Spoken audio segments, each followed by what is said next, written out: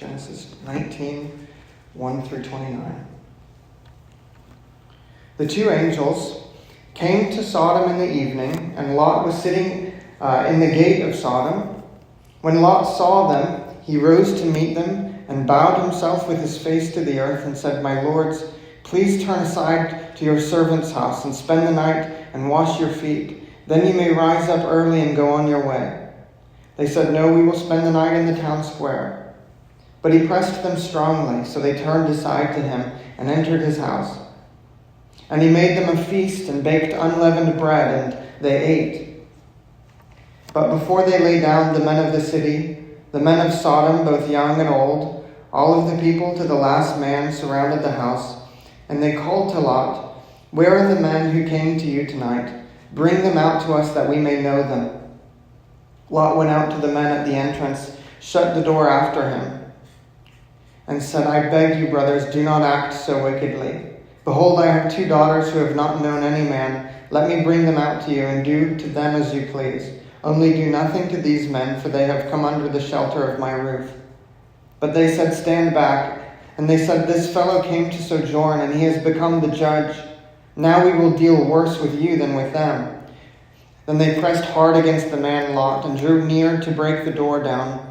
But the men reached out their hands and brought Lot into the house with them, and shut the door. And they struck with blindness the men who were at the entrance of the house, both small and great, so that they wore themselves out, groping for the door. Then the man said to Lot, "Have you anyone else here? Sons-in-laws, sons, daughters, or anyone you have in the city? Bring them out of this place, for we are about to destroy this place, because the outcry against its people has become great before the Lord. And the Lord has sent us to destroy it." So Lot went out and said to his sons-in-laws who were to marry his daughters, "Up, get out of this place, for the Lord is about to destroy the city."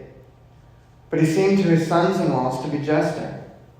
As the morning dawned, the angels urged Lot, saying, "Up, take your wife and your 2 daughters who are here, lest you be swept away in the punishment of the city." But he lingered. So the men seized him and his wife and his 2 daughters by the hand, the Lord being merciful to him. And they brought him out and set him outside the city. And as they brought them out, one said, "Escape for your life. Do not look back or stop anywhere in the valley. Escape to the hills, lest you be swept away." And Lot said to them, "Oh no, my lords, behold, my servant has found favor in your sight, and you have shown me great kindness in saving my life. But I cannot escape to the hills, lest the disaster overtake me and I die. Behold, the city is near enough to flee to, and it is a little one. Let me escape there. Is it not a little one? And my life will be saved." He said to him, "Behold, I grant you this favor, also that I will not overthrow the city which you have spoken. Escape there quickly, for I can do nothing till you arrive there. Therefore, the name of the city will be called Zoar." So, the reason for the city being named Zoar is because Zoar means small, and so he said it's a smaller city, right? So if you recall, approaching this text in Genesis 18, we witnessed a really remarkable scene. I called it a divine dialogue, right? Abraham was hosting the visitors, those 2 men, the 2 angels, right? And he was hosting the Lord as well. And the Lord revealed to him 2 powerful truths. One, that Sarah would bear a son, and 2, that Sodom and Gomorrah were marked for destruction. And if you recall, Abraham pleads for mercy on behalf of the righteous. And so we saw his heart of intercession. So remember, he was saying, "What if, Lord, if there's 50 people in Sodom, save the city, just on account of those 50 righteous people." The Lord said he'd do so. There weren't 50 people. So he keeps going down. Well, what about 45? And all the way to 10. And he says, "Lord, if there's 10 righteous people in the city, just, save the city." But there weren't even 10. So Abraham's interceding on the behalf of Sodom. And now in Genesis 19, the focus shifts to Sodom itself and to Lot, Abraham's nephew, who chose to settle near the city long ago. And what unfolds is one of the most sobering accounts in all of Scripture. It is a window into the moral collapse of a society and the mercy of God in the midst of judgment. Lot serves as a warning and as a mirror. He is called righteous in the New Testament, right? If we read 2 Peter 2, 7 and 8. And yet he lives compromised and tangled in a corrupt world. I mean, if reading his reaction to the men at the door, you wouldn't think that it was a very righteous reaction that he had. There's nothing very righteous about take my 2 daughters. There's nothing righteous about that. So we see that he lives compromised and he's entangled in this corrupt world. And his story forces us to ask, how do we live faithfully when the culture around us is spiraling downward? And so the outline today, there's 3 parts in this tragic story. The corruption of a city, the call to escape, and the consequences of compromise. And each of these points contains a warning and an invitation to live set apart in a world that desperately needs light. Let's read verses 1 through 11 once more as we read of the corruption of the cities.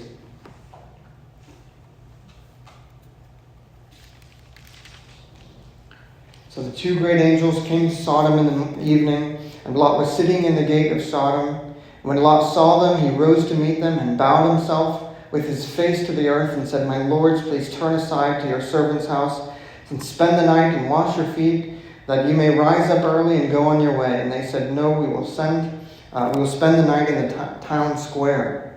But he pressed them strongly, so they turned aside to him and entered the house, and he made them a feast and baked unleavened bread, and they ate. But before they lay down, the men of the city, the men of Sodom, both young and old, all the people to the last man surrounded the house, and they called to Lot, "Where are the men who came to you tonight? Bring them out to us that we may know them." Lot went out to the men at the entrance, shut the door after him, and he said, "I beg you, my brothers, do not act so wickedly. Behold, I have 2 daughters who have not known any man. Let me bring them out to you and do to them as you please. Only do nothing to these men, for they have come under the shelter of my roof." But they said, "Stand back." And they said, "This fellow came to sojourn, and he has become the judge. Now we will deal worse with you than with him." They pressed hard against the man Lot and drew near to break the door down. But the men, the angels, reached out their hands and brought Lot into the house with them and shut the door. And they struck with blindness the men who were at the entrance of the house. Right?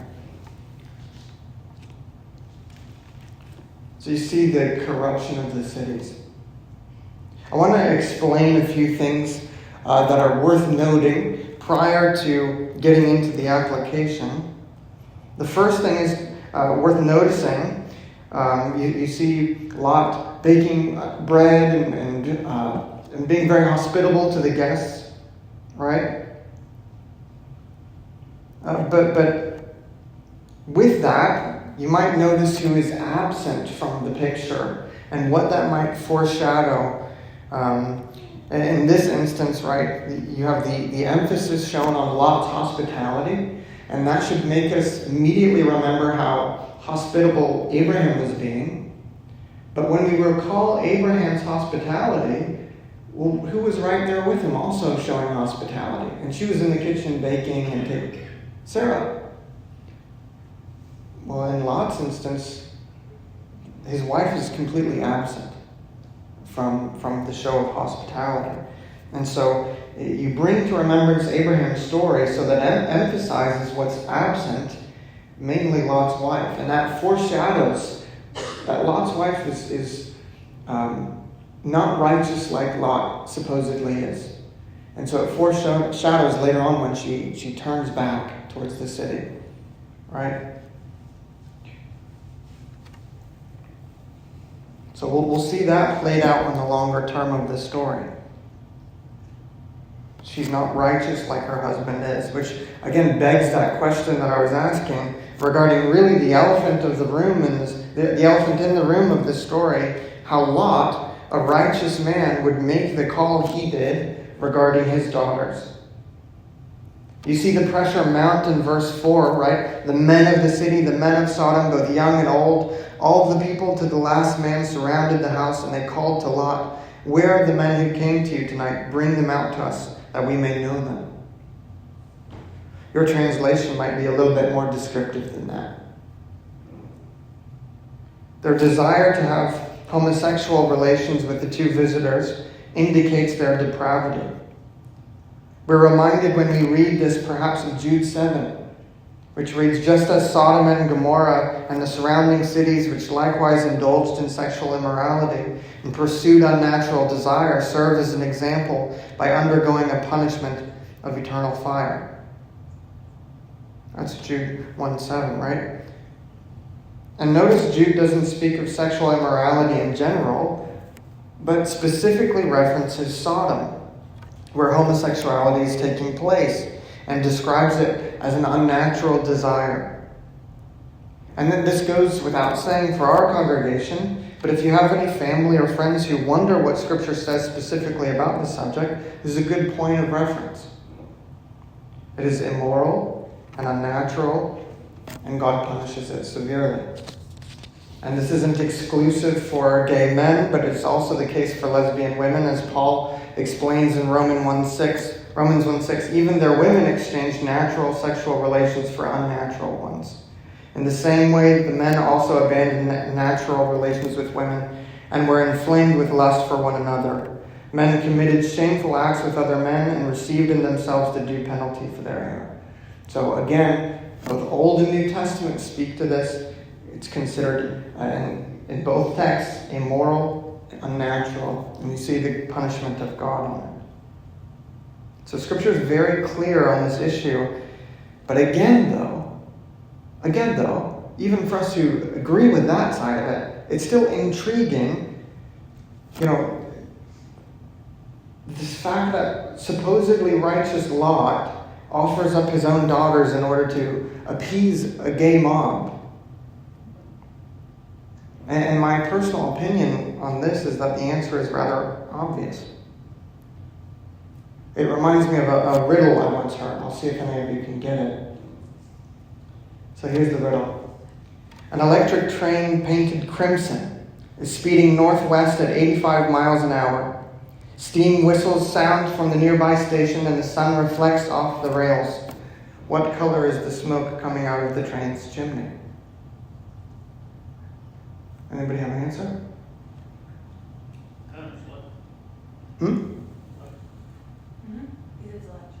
Yeah, there's no smoke. It's electric.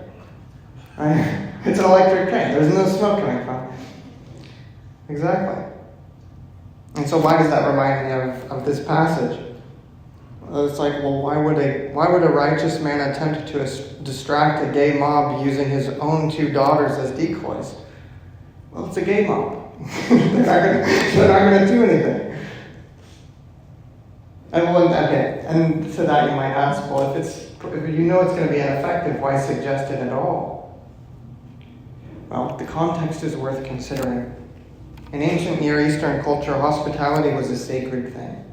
It's not anymore. If the mailman comes by, my shutters are drawn, right? And that's just the way it is. I'm sorry. But that's not how it was in this Near Eastern culture. Hospitality was a very sacred thing. Protecting a guest, especially one under your roof, was considered a binding obligation, even at great personal cost. And so Lot may have seen the protection of his guest as his highest duty, even over his own family. Now, that does not excuse his offer, but it gives some cultural context. Furthermore, he may have believed that failing to protect his guests would bring shame and even divine judgment. They are angels, after all, right? So he could have been in fear that not protecting them, one, the cultural implications, but also he might have thought it might bring divine judgment upon himself. It's possible Lot felt trapped and outnumbered, with no way to protect his guests physically, and in desperation he offered what he thought might pacify the mob, right? Even if ineffectively. So that's why scholars, and me as well, think this wasn't proposed as a serious solution, but as a tactic to delay. And in any case, either way, I do want to add that I do not think that his delay, his attempt at one, is a moral one. I don't think this act of his is something we should consider virtuous. It's not something I'm going to try to explain away by the text.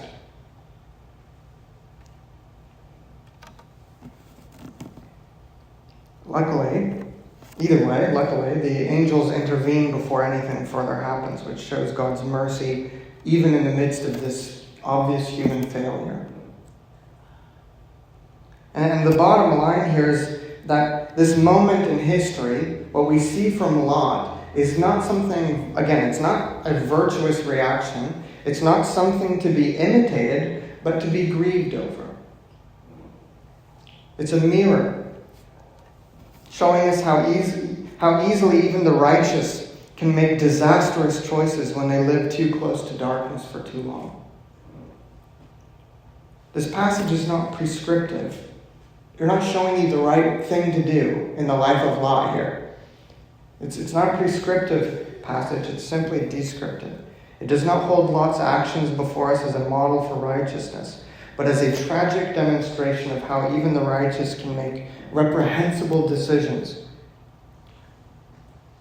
when they have lived too long in the presence of unchecked wickedness. If you recall, Lot had pitched his tent near Sodom, and then he moved into Sodom, and what you see on display in this passage is Sodom living in him. And that's the way it goes. C.S. Lewis in the Screwtape Letters once wrote, "Indeed, the safest road to hell is the gradual one. The gentle slope soft underfoot, without sudden turnings, without milestones, without signposts. You're there before you know it."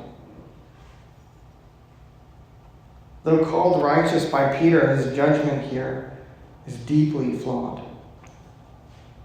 The offer of his own daughters to satisfy the lusts of a depraved mob is not an act of courage nor hospitality. It is a moral failure. It reveals a conscience dulled by compromise, a heart desensitized by prolonged exposure to evil. Maybe some of you can look back on certain times of your life where you were in really sinful situations, and then you think, man, I would not have acted that way in any other circumstance. But I found it fine there in the moment.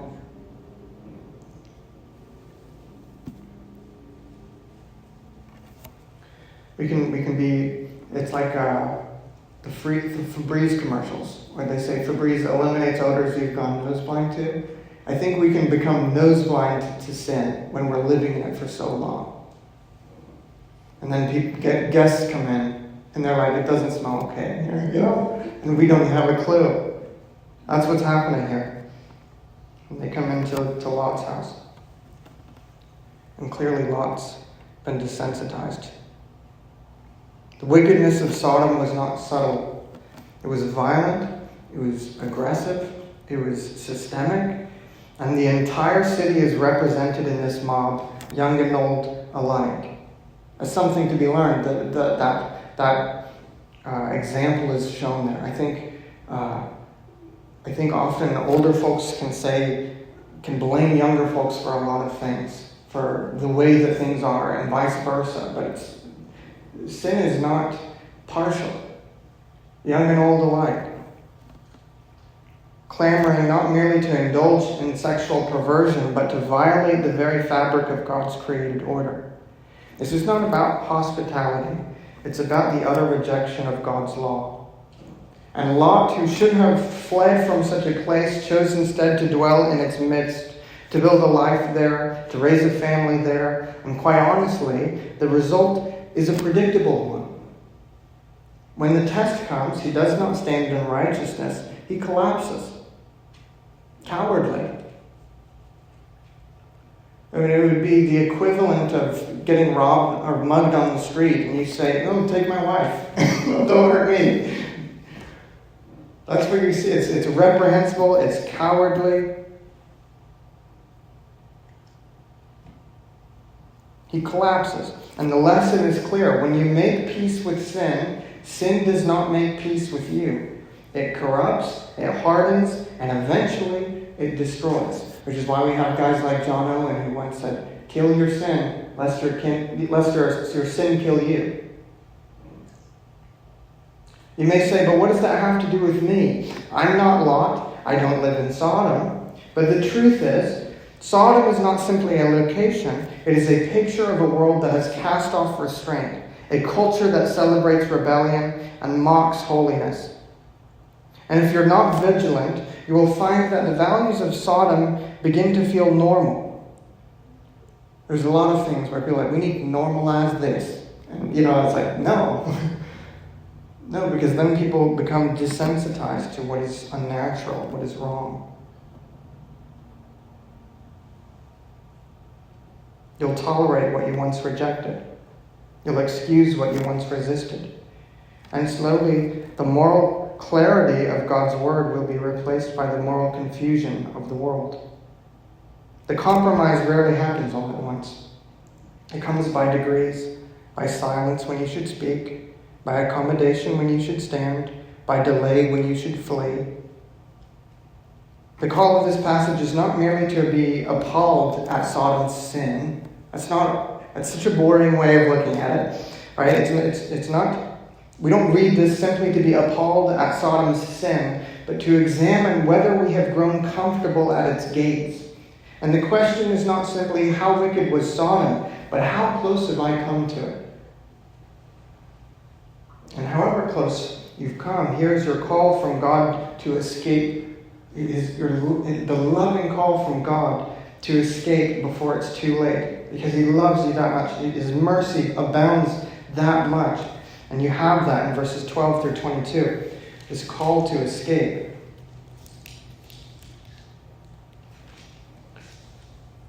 Then the men said to Lot, the angels, right? Do you have anyone else here? Son-in-laws, daughters, or anyone you have in the city? Bring them out of this place, for we're about to destroy this place, because the outcry against its people has become great before the Lord, and the Lord has sent us to destroy it. So Lot went out and said to his sons-in-laws who were to marry his daughters, up, get out of this place. The Lord is about to destroy the city. But he seemed to his son-in-laws to be only joking, right? As morning dawned, the angels urged Lot, saying, up, take your wife and your 2 daughters who are here, lest you be swept away in the punishment of the city. And read this verse. But he lingered, so the men seized him and his wife and his 2 daughters by the hand, the Lord being merciful to him. And they brought him out and set him outside the city. And as they brought them, one said, escape for your life, do not look back or stop anywhere in the valley. Escape to the hills, lest you be swept away. And Lot's reply, he says to them, O no, my lords, behold, your servant has found favor in your sight, and you've shown me great kindness in saving my life. But I cannot escape to the hills, lest disaster overtake me and I die. Behold, the city is near enough to flee to, and it is a little one. Let me escape there. Is it not a little one? And my life will be saved. He said to him, behold, I grant you this favor also that I may not overthrow the city which you have spoken. Escape there quickly, for I will do nothing till you arrive there. At this point, God's judgment is no longer impending, but imminent. The time for negotiation has passed. The angels no longer sit as guests in Lot's home. You see, they kind of just take charge. They're not guests anymore. They now stand as divine messengers of wrath, urging Lot to flee. I would say divine messengers of mercy as well as wrath because they're urging Lot to flee. And yet, even in this moment of destruction, what stands out most is not only the justice of God, but once more, like I said, the extraordinary patience and mercy of God. Lot's sons-in-law greet the announcement of Sodom's destruction with ridicule. And even Lot himself is reluctant to leave and has to be physically led out of the city. It reminds me of what is that psalm? Oh, he maketh me to lie down in green pastures. He makes me. You know what I mean? It's not something that Lot and his family literally have to be dragged out. No credit goes to them for obedience here. They have to be physically let out of the city. In spite of being instructed to leave the valley, even at that point, Lot begs for permission to go to another settlement in a separate valley. And this last request of his should really hit us pretty hard as readers, and should shake us awake to the fact, it's like, oh man, this is me in the story. You're like, oh man, these are the characters I most closely relate to. Although we aren't Sodom in the story, the people of Sodom, we still linger. As believers, we linger. And we only just escape by the mercy of God and his divine rescue. Lot is not a model of faithfulness in this story. He is not decisive. He is not courageous. He does not lead his family well. He is slow to respond, easily swayed, and at every critical moment we find him hesitating. And yet he is rescued. That is the astounding grace of this passage. He's not saved because of his spiritual strength, but because of God's steadfast mercy. The text doesn't say because Lot was wise or because Lot had great faith. It says the Lord was merciful to him. And that's the entire explanation. Grace, right? Not performance as the basis of his deliverance. And that's good news for every believer. Because if we're honest, we're far more like Lot than we care to admit. We hear the truth, but we linger. We know what God says, but we hesitate to obey. We see the danger of sin, but we still negotiate for a softer path. We don't want the hills, we want Zoar. We don't want to flee, we want to bargain. And yet God is merciful. He's not only the God who judges sin, he's the God who rescues sinners, even stumbling, faltering, compromised ones like us. His mercy is not reserved for the spiritual elite, but it is poured out on the weak, the fearful, and the conflicted. It's good news for me.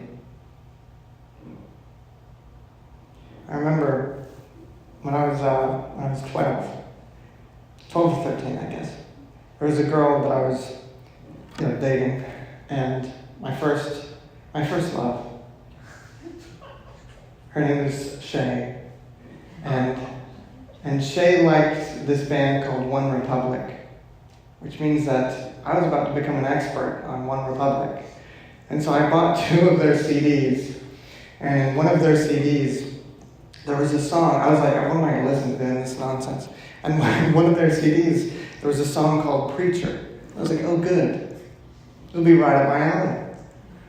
And I still remember just how... I'm one of those annoying people, if we watch anything historical from scriptural times, where I'm just like, well, actually, it didn't happen that way. Nobody would love to enjoy that. I'm the same way with music. And so the song, these are the lyrics. When I was a kid, my grandfather was a preacher. And I was like, oh, shoot. He wrote this for me. I was like, maybe we're meant to be, we're going to get married, we're going to have 100 kids, each one better than the last. But then you keep reading, and it goes, yet he was he talked about God, yet he was something like a teacher. He said, God only helps those who learn to help themselves. He was 1,000,000 miles from $1 million, but you could never spend his wealth. That one line, huh? God only helps those who help themselves. Even at 12 years old, my reaction was, what translation is this guy reading? I've heard the phrase a few times, but it's not biblical. It's one of those things people say that sounds biblical, but it's not biblical. Like cleanliness is next to godliness. It's like, no. It's actually next to clean in my dictionary. But, that's dumb, sorry, throw away. But regardless, I've heard that phrase several times, and it's just not the case in any part of Scripture, especially not here. God only helps those who help themselves. If our salvation depended on our spiritual strength, none of us would stand. The beauty of the gospel is not God only helps those who help themselves. It's this: God saves people who cannot save themselves. He lays hold of them by the hand, as the angels did with Lot, and brings them out. And even when their steps are feeble and faltering, He is faithful. This is not a license for sin or the reason for spiritual laziness. Rather, it is a firm ground of assurance that the same God who calls us is the same God who keeps us. And so we do not boast in our obedience any more than Lot or his family could, and we do not despair in our weakness. We fix our eyes on the mercy of God. We look to the God who delivers, not the impressive, not the dependent, and we say with the psalmist, "If you, O Lord, should mark iniquities, O Lord, who could stand? But with you there is forgiveness, that you may be feared." Lot is not the hero of this story, God is. And the same God who delivered Lot is able to deliver us from every temptation, every compromise, and every stumbling step, because His mercy is just that much greater than our failure. If we could step back for a minute, and I'll close with this, the consequences of compromise. If we could step back for a moment. I don't know that I read all the way to verse 29. I didn't actually read the part where Sodom is destroyed. Let's keep going. We'll take a moment, just a moment. The sun had risen on the earth when Lot came to Zoar. Then the Lord rained on Sodom and Gomorrah, sulfur and fire from the Lord of heaven. And He overthrew those cities and all the valleys and all the inhabitants of the cities and what grew on the ground. But Lot's wife behind him looked back, and she became a pillar of salt. Then Abraham went early in the morning to the place where he had stooped before the Lord. And he looked down toward Sodom and Gomorrah and toward all the land of the... let's leave it at 26, can we? I'm going to save that for next time. But let's.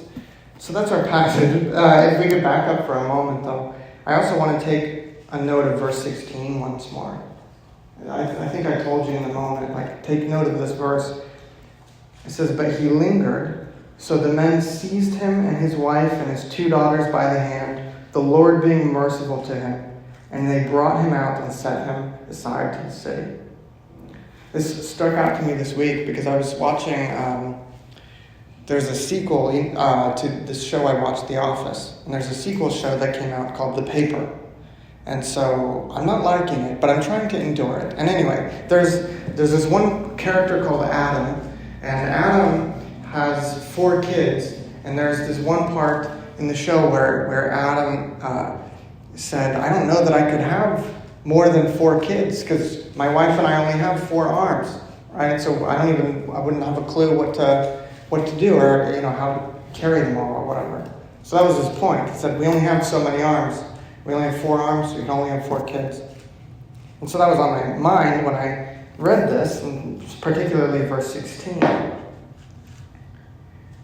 And you see there were 2 angels. There were 4 people. Not 6, not 8, just 4. And when the moment came, verse 16 tells us, the men seized him and his wife and his 2 daughters by the hand, the Lord being merciful to him. No one else made it out. Not the sons-in-law, not the friends or the neighbors, just the 4. And each of them had a hand to be taken. It was not chaotic. It was not random, it was exact. I mean, I'm sure the moment was chaotic, but you know what I mean. It was exact. 2 angels, 4 hands, and 4 souls saved. I don't think this serves as an example of God's predestination or any sort of Calvinist view of election or limited atonement, because his wife eventually turns away, right? But it does serve as an example of divine foreknowledge.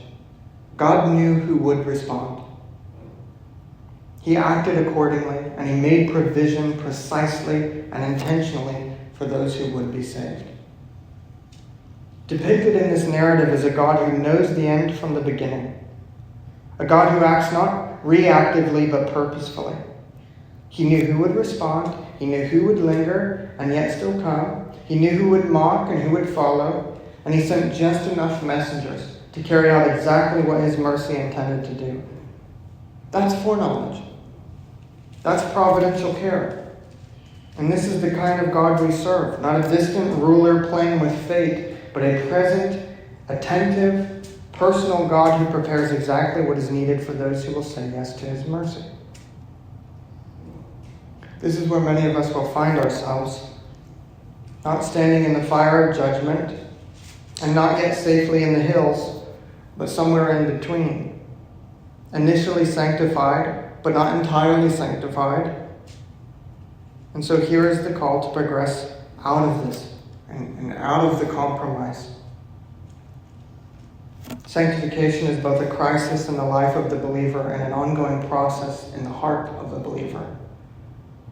God calls us out of patterns, pleasures, and comforts of a sinful life, but we hesitate. We linger. Not because we love our sin, but because we fear what comes next. What will life look like if I obey? What will I lose if I follow? And like Lot, we want to escape. But part of us clings to the familiarity of Sodom. It's not always wickedness that holds us, it's comfort, stability, predictability. And yet Sodom is condemned. No matter how stable it feels, it's already under judgment. But I look again at this moment in the story. That God doesn't just call Lot to leave. He makes provision for him to do so. He doesn't say, get out and good luck. And he doesn't say that to you and I. He sends messengers. He gives direction. He even allows for Lot's weaknesses and accommodates his fear when he pleads to go elsewhere. In his failure, in every step, God is not merely demanding obedience. He's leading it. He's going before Lot, clearing the path, giving him just enough light to keep moving forward. And so it is with us. When God calls you out of your sin, he does not leave you to navigate the unknown alone. He's already gone before you. He's already planned the way. He's not just calling you out. He's calling you to something better, to holiness and to freedom of life. You were not made for Sodom. You were not redeemed so that you can look back. God is not calling you out of sin just to leave you wandering. He is calling you into his holiness, his presence, and his purpose.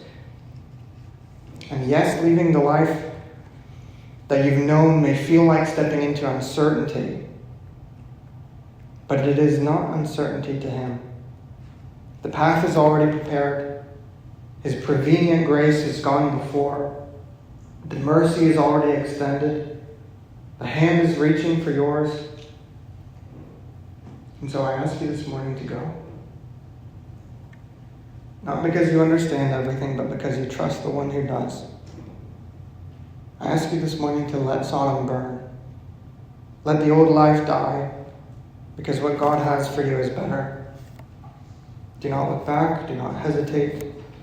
Step forward.